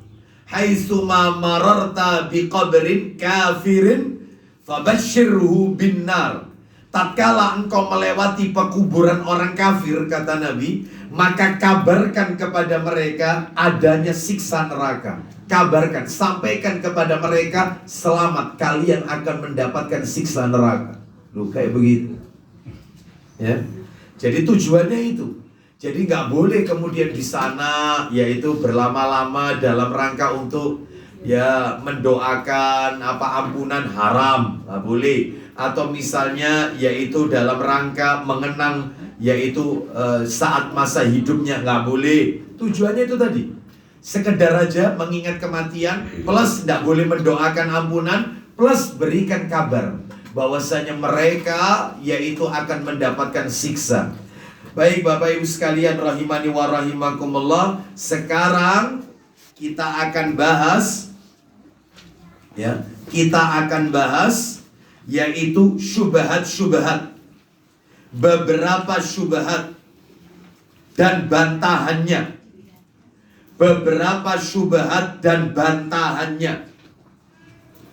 Hadis yang tadi loh, hadis yang ayah dan ibunya Nabi ada di neraka, betul. Syubhat dan bantahannya. Ternyata totalnya kalau di buku itu kalau tidak salah ada 5 syubhat yang harus kita bantah. 5 syubhat. Syubhat itu kerancuan dalam berpikir. Syubhat itu. Ya. Kita lanjutkan. Yang pertama ini, 5 syubhat itu yang harus kita jawab, kita bantah. Yang pertama ini. Ya, syubhat yang pertama. Ada yang mengatakan bahwasanya orang yang meyakini orang tua Nabi di neraka termasuk kurang adab kepada Rasulullah. Ada yang mengatakan bahwasanya orang yang meyakini orang tua Rasulullah berada di neraka termasuk kurang adab kepada Rasulullah. Jadi panjenengan kalau di masyarakat ketemu orang seperti ini, misalnya dia tanya, "Mas, menurut panjenengan orang tua Nabi itu di mana?" Kita jawab karena kita sudah nuntut ilmu berdasarkan hadis Muslim di neraka. Lalu dia bilang, "Berarti panjenengan tidak punya adab sama Rasulullah." Kita jawab. Ya, kita jawab. Apa jawabannya sekarang?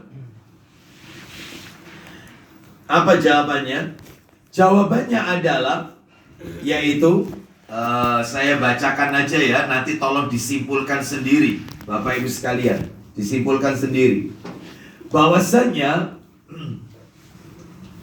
sebagaimana yang dikatakan oleh Syekh Abu Ishaq Al-Huwaini, beliau berkata, kalau nggak salah di buku itu ada, di buku itu ada di situ.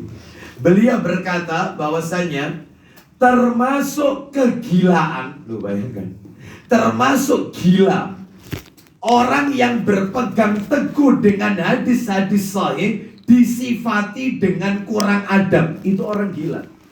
Jadi kita yang berpegang teguh dengan hadis sahih itu dikatakan orang yang tidak punya adab, itu termasuk yang mengatakan itu orang gila. Kenapa? Karena seandainya hadis tentang Islamnya kedua orang tua Nabi itu sahih, andai kata kedua orang tua Nabi itu Islam dan hadisnya sahih, maka kita adalah orang yang paling berbahagia. Karena tentunya kita mencintai Rasul dan mencintai orang tuanya. Kalau memang ada hadis yang mengatakan orang tua Nabi Abdullah dan Aminah itu Islam dan hadisnya sahih, kita orang paling depan senang dan bahagia, cinta kepada Nabi dan kedua orang tua Nabi SAW.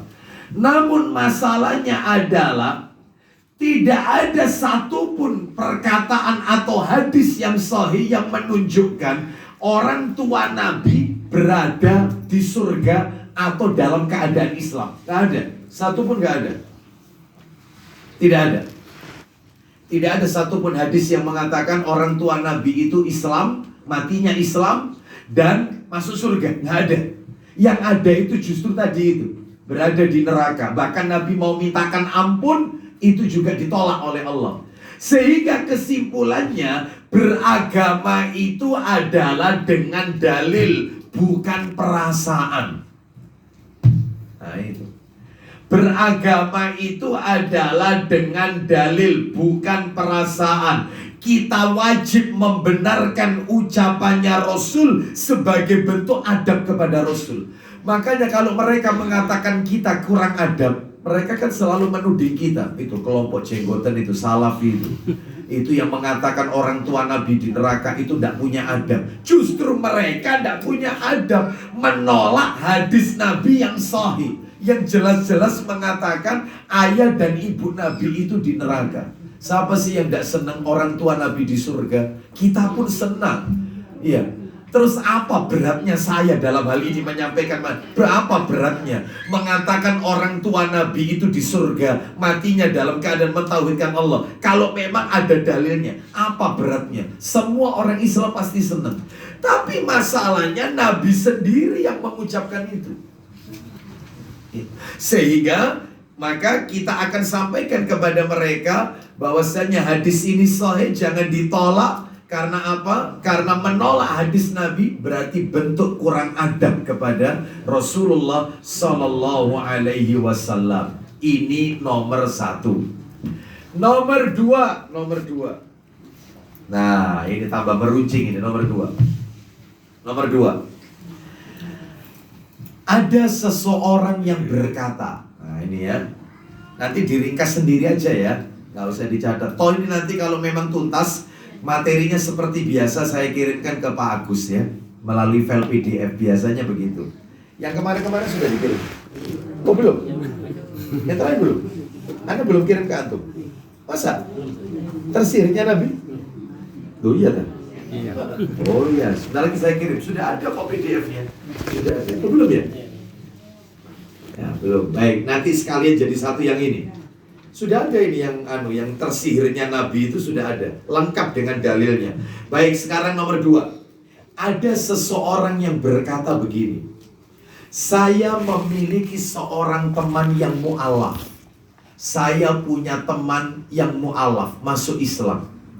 Ternyata dia hafid Quran, mu'alaf dan hafal Quran. Namun sayangnya, garis bawahi kata-kata itu, kalimat itu. Namun sayangnya bapak ibunya kafir, belum masuk Islam. Seakan-akan kalimat ini merendahkan mu'alaf tadi kan. Saya punya seorang teman, lihat kalimatnya. Saya punya seorang teman mu'alaf, dan dia ternyata hafal Quran. Mu'alaf hafal Quran, masuk Islam, belajar Quran dan hafal Quran. Ya. Namun sayangnya, nah itu yang harus tanda kutip di garis bawahi. Seakan-akan derajatnya semakin turun gara-gara ini. Namun sayangnya kedua orang tuanya masih kafir. Ibu dan bapaknya non-muslim. Sayang. Seakan-akan menjatuhkan si mu'alaf ini. Apa ini kalau kita simak perkataan ini, dia itu nyindir kita. Iya.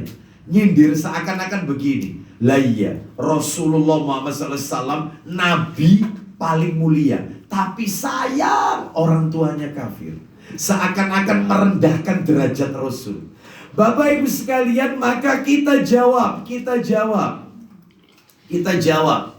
Ya.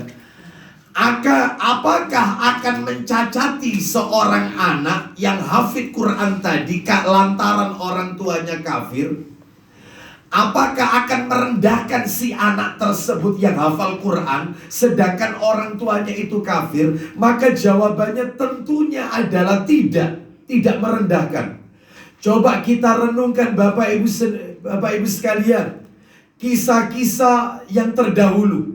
Banyak loh para nabi yang bapaknya itu kafir tapi dia seorang nabi yang mulia. Banyak tidak? Bahkan ada seorang nabi istrinya kafir, anaknya juga kafir. Ternyata nabi itu tidak rendah derajatnya. Tidak. Kenapa? Karena ini semuanya adalah ujian yang Allah berikan kepada para nabi dan rasul tersebut. Contoh, istrinya Nabi Nuh dan istrinya Nabi Lut sama-sama kafir. Apakah menurunkan derajatnya Nabi Nuh, menurunkan derajatnya Nabi Lut? Sayang rek. Ya. Nabi Nuh itu ulul azmi loh, tapi sayang bujune kafir. Bukan seperti itu. Ya. Yang benar adalah bahwasannya Nabi Nuh dan Nabi Lut memiliki istri yang kafir sebagai ujian dari Allah Azza wa Jalla. Mana dalilnya kisah tentang istrinya Nabi Nuh dan Nabi Lut sama-sama kafir? Tolong dibuka Quran surat nomor 66. Quran surat 66 itu surat apa? Tahrim. At-Tahrim. Ayatnya 10. At-Tahrim ayat 10. Dibuka Quran surat 66 ayatnya ayat 10 Bapak Ibu sekalian. Nah, ayatnya ayat 10 kita dengarkan. Silakan. Allah membuat istri Nuh dan istri Lut perumpamaan bagi orang-orang kafir. Terus. Keduanya berada di bawah pengawasan dua orang hamba yang soleh di antara hamba-hamba kami. Kemudian? Lalu kedua istri itu berkhianat. Stop. Kedua istri itu berkhianat. Bapak Ibu harus tahu kata-kata khianat ini disebutkan dalam tafsir Ibnu Katsir. Mereka berdua khianat itu kepada suami-suami mereka. Itu bukan lantaran mereka melakukan perbuatan zina. Bukan Bapak Ibu sekalian. Namun ini murni masalah keimanan. Mereka khianat itu khianat tidak beriman. Maksudnya itu. Karena Bapak Ibu, semua istri para nabi dan rasul itu terpelihara dari perselingkuhan dan zina. Tolong dicamkan baik-baik. Semua istri para nabi, semua istri para rasul terselamatkan dari yang terpelihara dari perselingkuhan dan zina. Gak ada satupun istri nabi siapapun yang zina, gak ada. Jadi kalau tadi Pak Agus membaca 2 orang istri tadi itu, istrinya Nabi Lut dan istrinya Nabi Nuh alaihi wassalam, itu khianat. Maksudnya khianat itu bukan selingkuh, bukan. Maksudnya khianat itu bukan zina sama laki-laki lain, bukan. Tetapi maksudnya khianat itu adalah mereka tidak mau beriman kepada Allah. Maksudnya itu. Nah, jadi ini menunjukkan tidak merendahkan derajatnya Nabi Nuh dan Nabi Lut alaihissalam. Tak kasih contoh lagi. Siapa lagi? Anaknya Nabi Nuh. Siapa namanya? Kok Kan'an? Ya, yang kafir. Anaknya Nabi Nuh. Ayo dibaca dulu, dibaca. Suratnya nomor 11 Hud, surat nomor 11 Hud, ayatnya 44.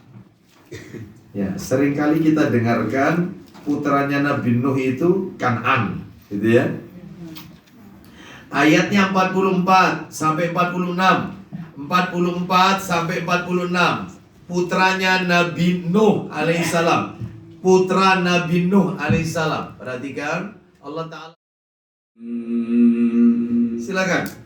Dan difirmankan, hai bumi, teranglah airmu, dan hai langit, hujan berhentilah. Terus. Dan air pun disurutkan, perintah pun diselesaikan, dan bahtera itu pun berlabuh di atas Bukit Judi. Terus Bukit Judi. Bukit Judi itu di kawasan Irak, Bapak Ibu. Kawasan Irak, Judi. Terus lanjut. Dan dikatakan, binasalah orang-orang yang zalim. Teruskan.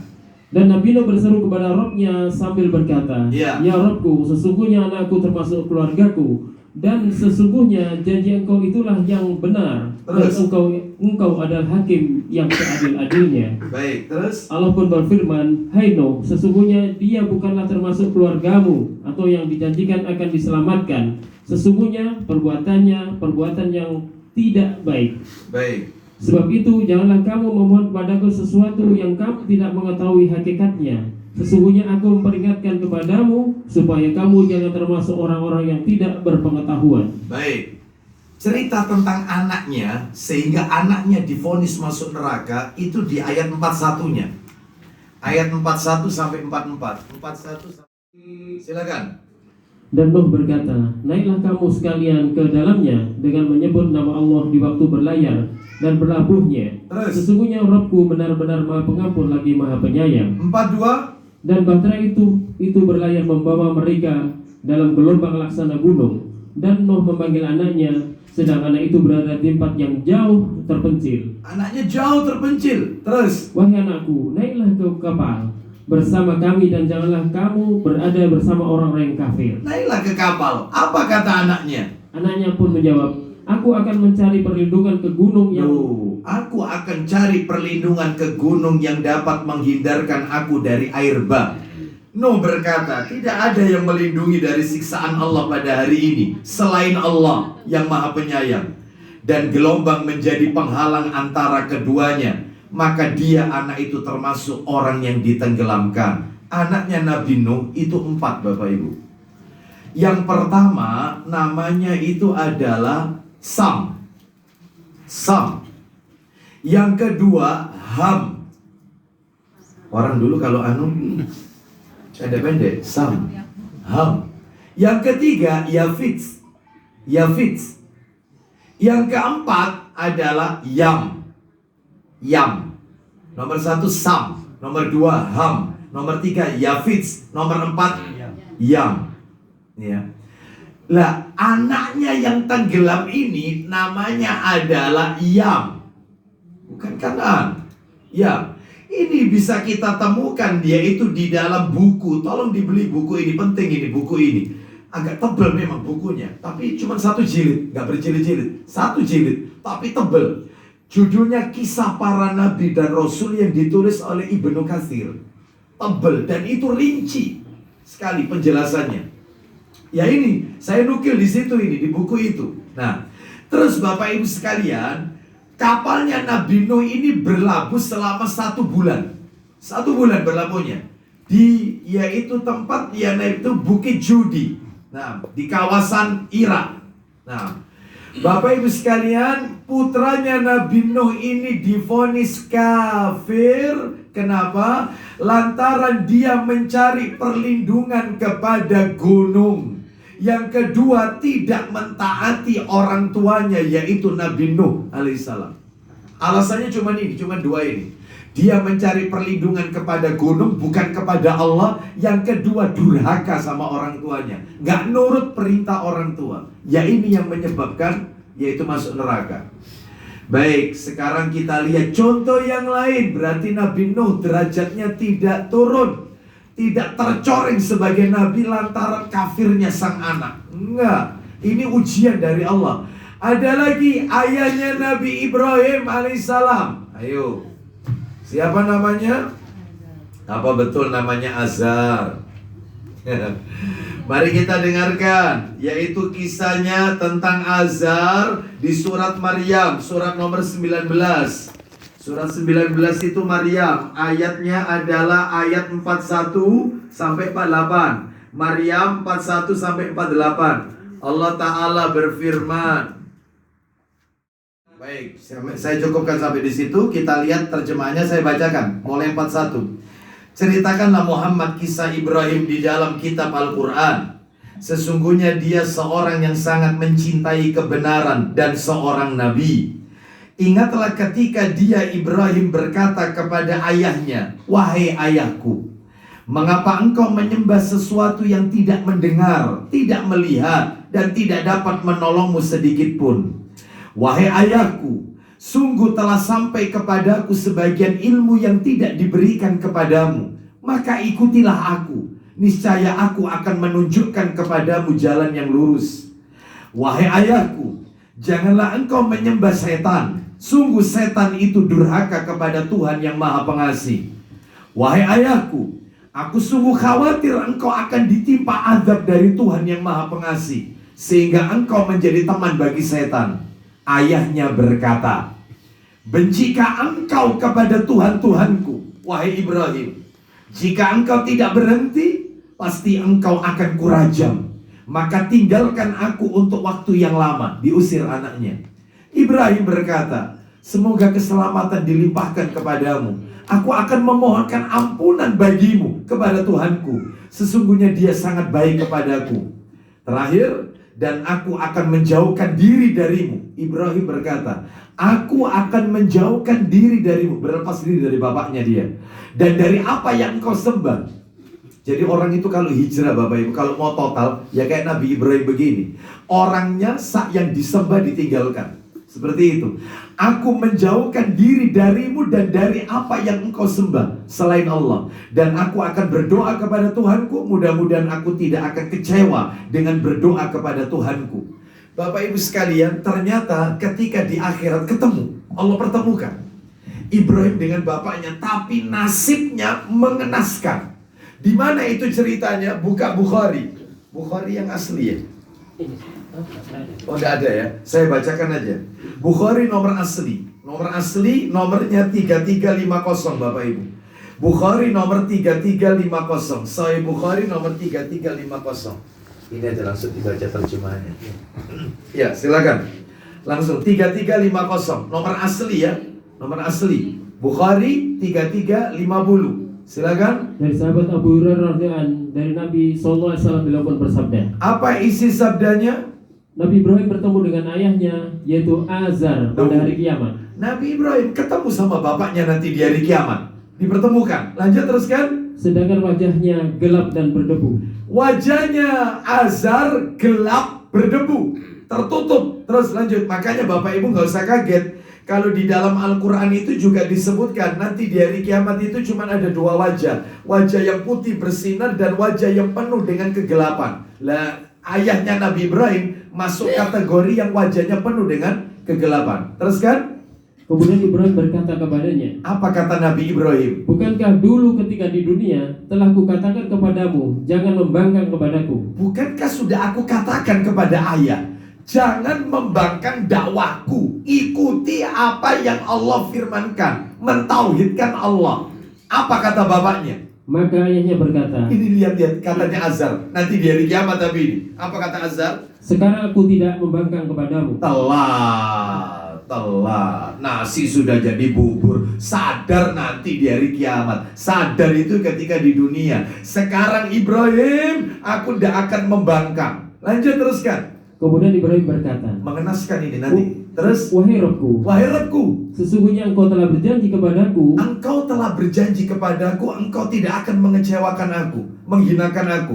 Sebagaimana aku sekarang merasa terhina, lihat bapakku seperti ini. Wajahnya penuh dengan debu, gelap. Terus lanjut.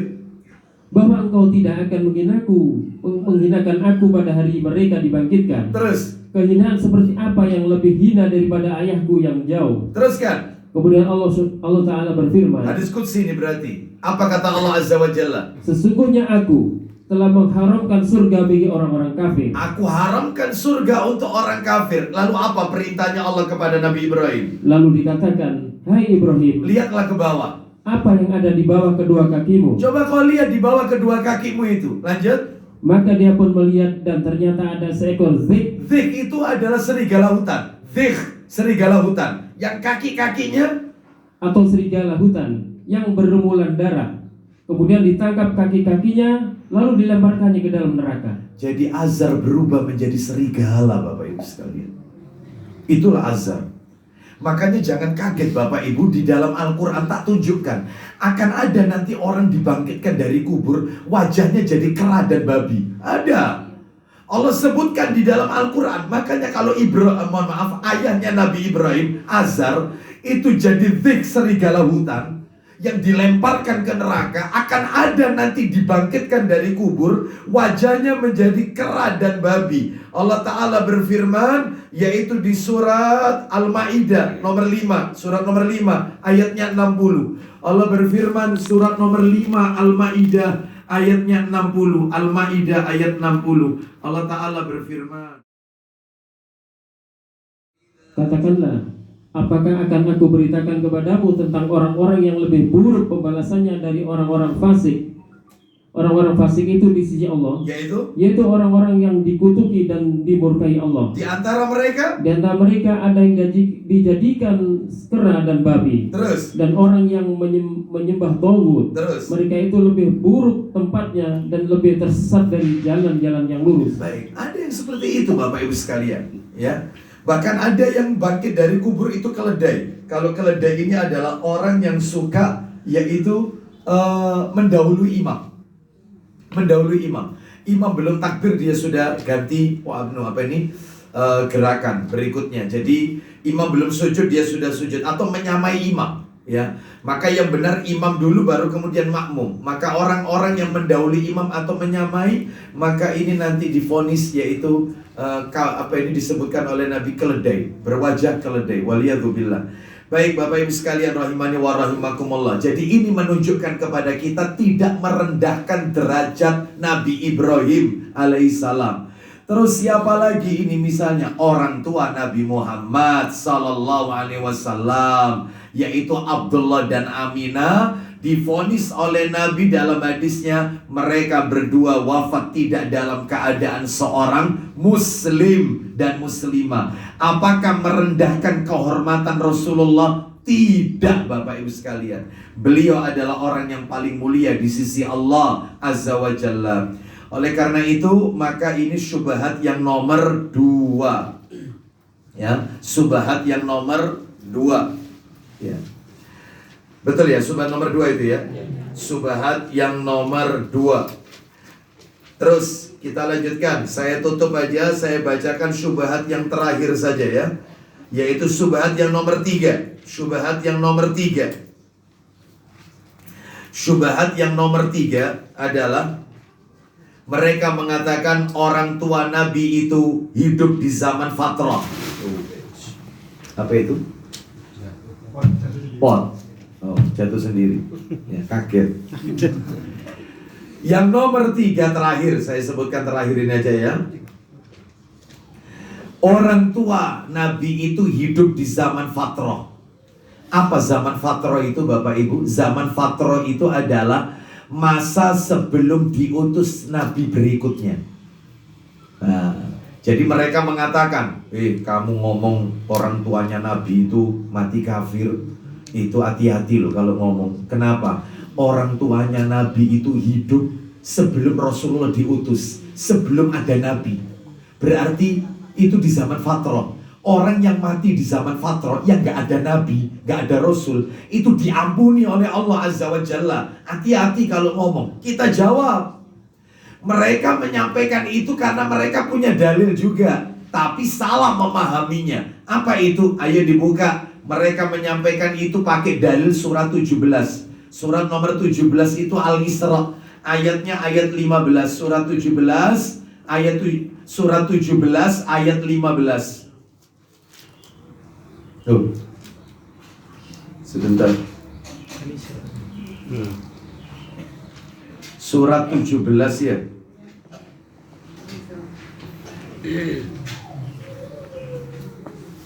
Surat 17 ayatnya.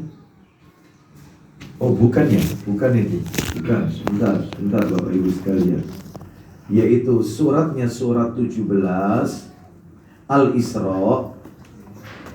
Ya. Ayatnya Bapak Ibu sekalian disebutkan terkait dengan fatrah, ya. Tentang masalah fatrah itu ada di, sebentar sambil kita lihat aja ya.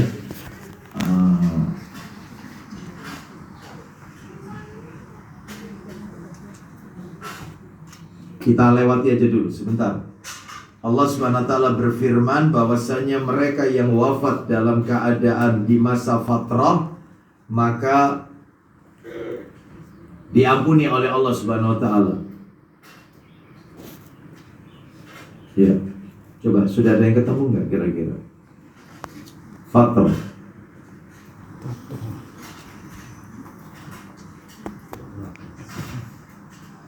Surat apa itu di situ?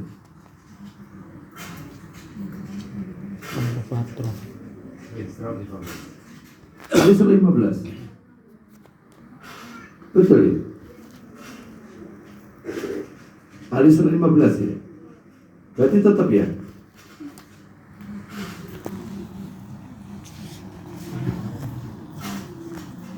Ya betul. Ya, tetap.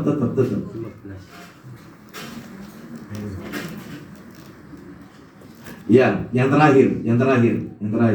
Allah Ta'ala berfirman, "Wa ma kunna mu'adzibina hatta nab'asa rasula." Kalimat terakhir, kami tidak akan menyiksa sebelum kami mengutus seorang rasul. Nah, itu intinya di situ. Kami tidak akan menyiksa sebelum kami mengutus seorang rasul. Sedangkan orang tuanya Nabi Abdullah dan Aminah saat wafat, rasul belum diutus oleh Allah. Berarti tidak akan diadab oleh Allah berdasarkan ayat ini. Makanya mereka itu wafat diampuni oleh Allah, jangan divonis neraka. Nah, ini kata mereka. Kita jawab Bapak Ibu sekalian. Apa jawabannya? Pak, Bu, maaf, jawabannya adalah saat ini kita ini hidup di abad 14 abad setelah Nabi wafat. Sekarang kan tahun 1444 Hijriah. 14 abad setelah Nabi wafat. Untuk bisa mengikuti ajarannya Nabi Muhammad SAW itu sangat mudah. 14 abad yang silam, hadis-hadisnya masih kita baca sekarang. Sejarah Nabi sudah kita pelajari sekarang. Sedangkan kalau kita lihat, sepakat Rasul itu lahir tahun 571. Nabi kan lahir 571 Masehi. Berarti kalau begitu Bapak Ibu sekalian, sedangkan jaraknya ini, Nabi Isa dengan Nabi Muhammad SAW, Isa kepada Nabi Muhammad itu 500 tahunan. 500 tahun. Sedangkan Nabi Muhammad dengan kita sekarang itu 1400 sekian. Baik. Kalau memang disepakati Nabi itu lahir tahun 571, tahun gajah, maka tentunya jaraknya lebih jauh kita daripada Nabi Isa ke Nabi Muhammad SAW. Sedangkan pada waktu itu pusatnya agama Nasrani itu di Syam. Bahkan orang Mekah pun kalau berdagang pergi ke Syam. Sehingga mustahil kalau mereka tidak mengenal ajarannya Nabi Isa alaihissalam. Apa ajarannya Isa? Mentauhidkan Allah. Mustahil. Wong kalau kita lihat dalam sejarah, siapa namanya ini? Waraqah bin Naufal. Yang konon katanya itu pamannya Khadijah. Salah itu sebenarnya. Waraqah bin Naufal yang memberitahu kepada Khadijah bahwasanya dia ini akan menjadi rasul terakhir. Waraqah itu bukan pamannya Khadijah, tetapi anak pamannya Khadijah. Jadi misanan sama Khadijah, Waraqah ini. Beliau mengatakan bahwasanya Muhammad ini akan menjadi rasul. Sedangkan Waraqah waktu itu Nasrani. Dan Nabi bersabda, Waraqah berada di surga. Sedangkan Rasul belum diutus, Nabi sudah mengatakan Waraqah ada di surga. Berarti Waraqah hidup di zaman fatrah, gak ada Rasul, tapi Nabi vonis ada di surga. Berarti ini menunjukkan kepada kita, ada orang-orang terdahulu yang Rasul belum ada, belum diutus, tetapi mereka sudah berada di surga. Kenapa? Waraqah ini Nasrani yang tidak melakukan kesirikan. Jadi dia tetap Nasrani mengikuti agamanya Isa alaihissalam. Loh Ustaz, ada dalilnya Waraqah bin Naufal itu sepupunya Khadijah itu masuk surga. Bahkan Nabi mengatakan Waraqah itu dapat 1 atau 2 surga. 1 atau 2 surga. Di mana itu dalilnya? Dalilnya ada di dalam hadis Muslim. Nah ini Muslim. Oh, bukan di Sahih Muslim. Dalilnya adalah, nah ini, saya bacakan riwayatnya Imam Ahmad Bapak Ibu sekalian. Riwayat Imam Ahmad. Riwayatnya Imam Ahmad, nomornya Bapak Ibu sekalian bisa dicatat ya. Ini ya, bisa dicatat. Ya, saya akan bacakan ini dalilnya. Waraqah bin Naufal ini adalah termasuk sepupu daripada Khadijah binti Khuwailid radhiyallahu an.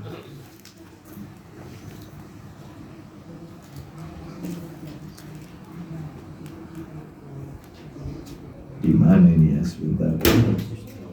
Ngemot ini ya. Anunya. Signalnya jelek sini ya.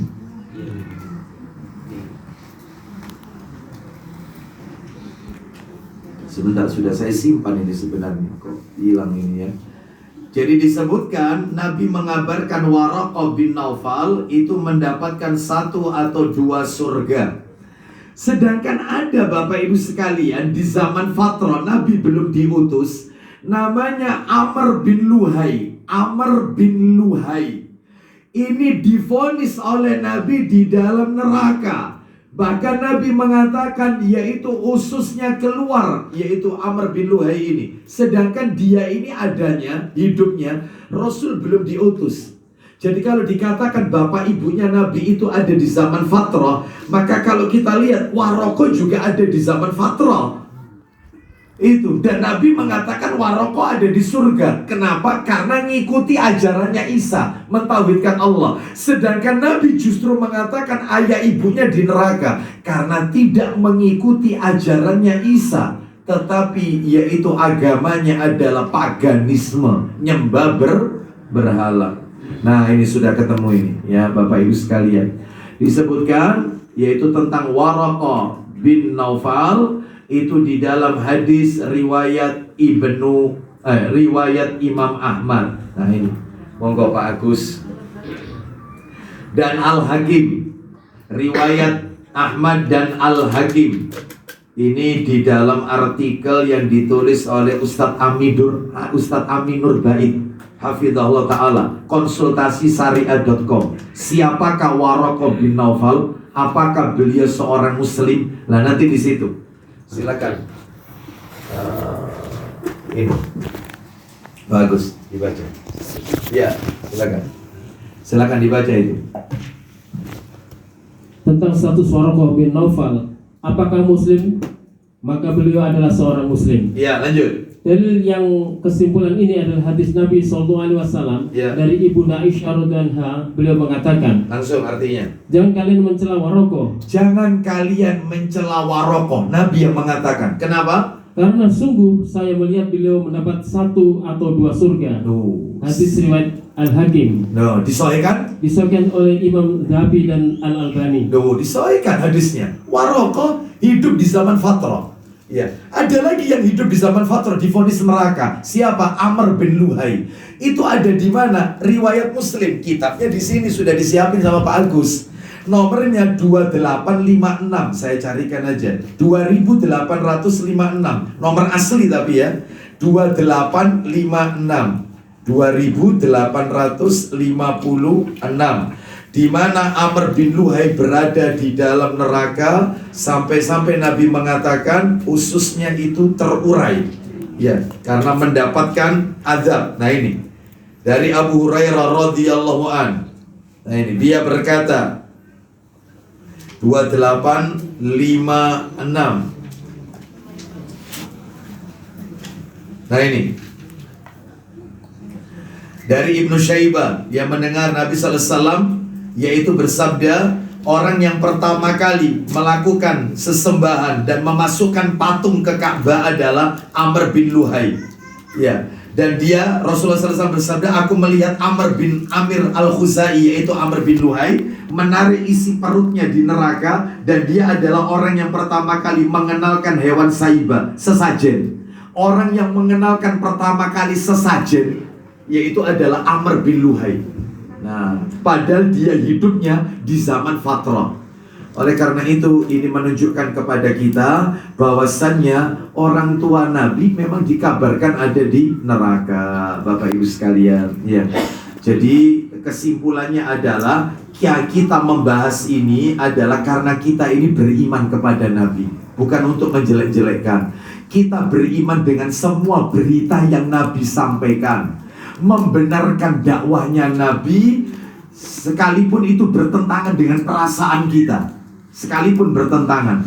Kenapa? Karena kajian kita ini kajian iman, bukan kajian perasaan.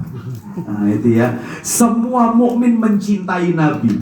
Saya, Anda, semuanya cinta kepada Nabi. Ya, maka jangan sampai kita itu hanya mengaku mencintai Nabi sementara kita tidak membenarkan ucapannya Nabi sallallahu alaihi wasallam. Wallahu a'lam bishawab. Jadi mudah-mudahan menjadi tambahan ilmu yang bermanfaat bagi kita, bahwasannya Rasulullah SAW adalah manusia mulia yang Allah utus di muka bumi ini, yang wajib kita benarkan semua perkataannya. Bapak Ibu rahimani wa rahimakumullah, insya Allah nanti materinya akan kami share melalui bentuk PDF. Semoga Allah meridhoi amal ibadah kita. Ya, ini sudah jam 11 ini ya. Ya, baik, saya cukupkan sampai di sini saja. Semoga Allah menjadikan kita orang-orang yang mentauhidkan Allah sampai kita menghadap Allah Azza wa Jalla. Kita tutup wassallallahu ala nabiyyina wa ala alihi wa sahbihi wasallam. Subhanakallahumma wa bihamdika asyhadu an la ilaha illa anta astaghfiruka wa atubu ilaik. Wa akhiru da'wana anil hamdulillahi rabbil alamin. Assalamualaikum warahmatullahi wabarakatuh.